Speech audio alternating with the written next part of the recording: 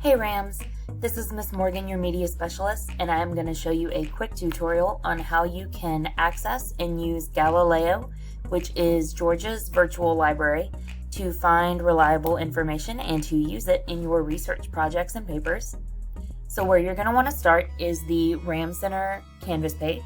This has a lot of good resources for you for a lot of things involving books, reading, research, different clubs, activities, things like that. Where you're going to want to be for this is the Research Tips and Support portal.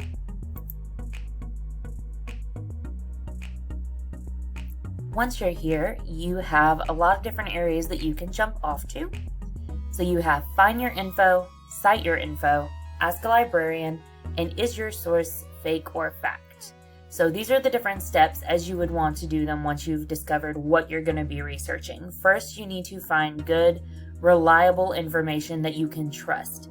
There's a lot of information out there, especially if you type it into something like Google, and I hate to use the term, but there's a lot of fake news. A lot of the things that are out there are biased, which means they're only telling one side or they're trying to get you to believe a particular thing. So they might be leaving information out, or it could just be plain wrong. So the first thing you want to do is you want to find reliable information.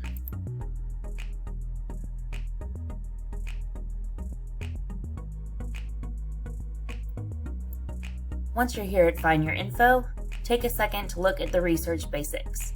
It's basically just how not to waste your time. Research can be very, very boring if you do it wrong, but it doesn't have to be miserable if you do it right.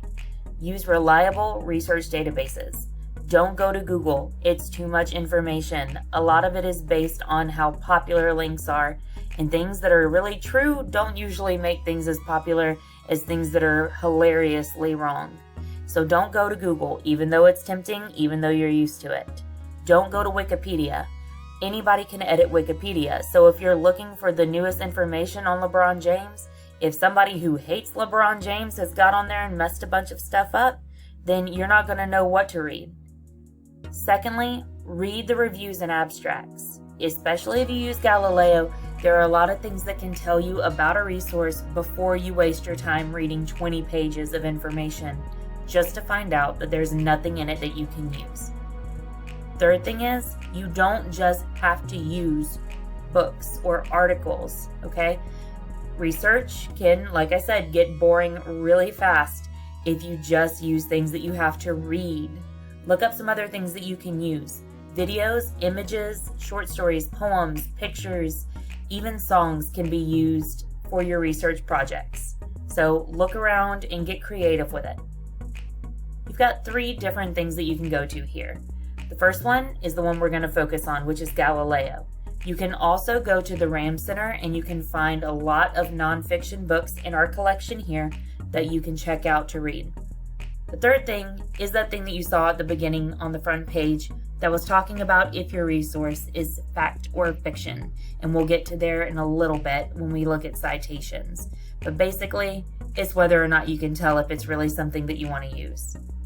So let's look at Galileo. So before we jump onto the actual site, what is Galileo? Like I said, it is Georgia's virtual library, but it means a little bit more than that. This is a collection of scholarly journals, articles, and etc. What that means is that professionals, people in these fields, scientists, historians, they have looked at the things on Galileo. They have approved them. They've backed them up. They've said that they aren't fake. And then a University or College of Georgia library has taken those things and put them on Galileo for you to use. Okay? So it is put together by official libraries. They know what is good out there. And it's not available anywhere else on the web. A lot of these resources, you have to pay for a subscription to a medical journal or a scientific journal or something like that, okay? So it's not a lot of these things that are readily available. Okay, they are good resources to use. You don't have to worry about trusting them as much. The current Galileo password will always be posted here on the site. It changes every couple of months. You usually don't need the password, but in case you do, it is always posted here, in and outside of the RAM Center. So let's go ahead and dig in. This is when it may or may not ask you for the password. The password this time is hair. Once you're in, you have all of the knowledge of the universities and colleges of Georgia at your fingertips. So what you're going to do is just jump right in. Start by searching your topic. It can be as broad or as specific as you need.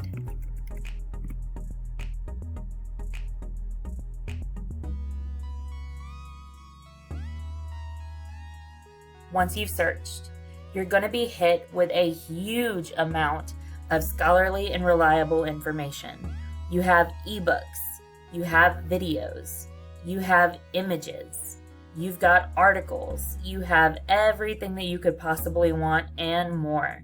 So what you're going to want to do is to narrow it down a little bit. All right?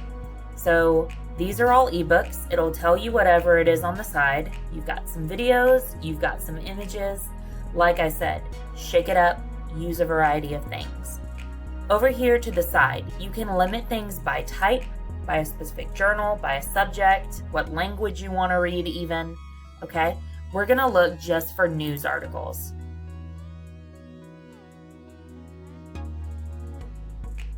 Once you've been given your results, you can search at your will.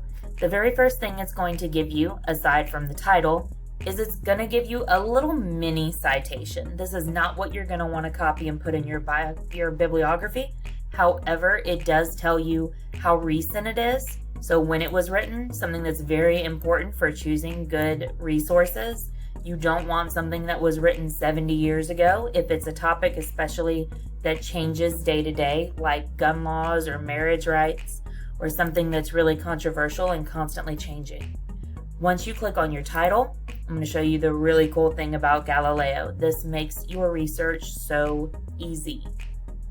The very first thing it's going to do is give you all of your source information. It tells you who wrote it, what type of article or document it is, the subjects that's talked about it, and this is your best friend. This is your abstract, that thing I told you to read. Okay? It tells you exactly what is in the article. There is nothing more annoying than reading those 4,377 words and finding out that you can't use any of it. Okay, so read the abstracts first. If it doesn't look like something that's going to fit your topic, move on. This is the best thing about Galileo. In a few minutes, I'm going to start a new video showing you how to get information on how to correctly cite your work in the bibliography when you do a paper or a project. But Galileo makes this super easy. Instead of you having to go and build the citation yourself, instead of you having to go to Citation Machine and put something in there, all you have to do is click Cite over here on the toolbar. Galileo gives you the up-to-date citation in any style that you're looking at. Okay, so you are more than likely going to be using MLA. You just have to copy and paste this directly into your bibliography. Now, does that help you with in-text citations, such as quoting it when you're using it in a paragraph? No, but this will help you with your bibliography. Okay, guys, that really is Galileo. It is that simple. This is really a resource that I think you're going to want to use. So please get in there, play around with it, find you some good, reliable resource information. It really is better than Google. Okay, Miss Morgan out.